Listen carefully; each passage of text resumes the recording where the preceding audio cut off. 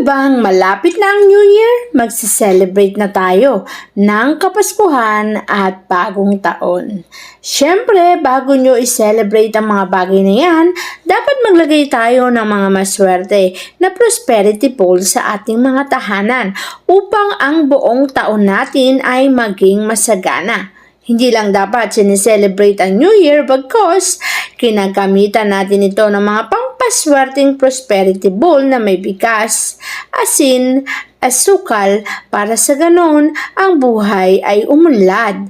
Maaari kang gumamit ng lalagyan na katulad nito kung saan pwede mong ilagay ang bigas para sa kasaganahan, asin para sa proteksyon at tanggal negatibong enerhiya, asukal na magpapatamis sa pagsasama at mga barya at itlog na abundance ang katapat niyan.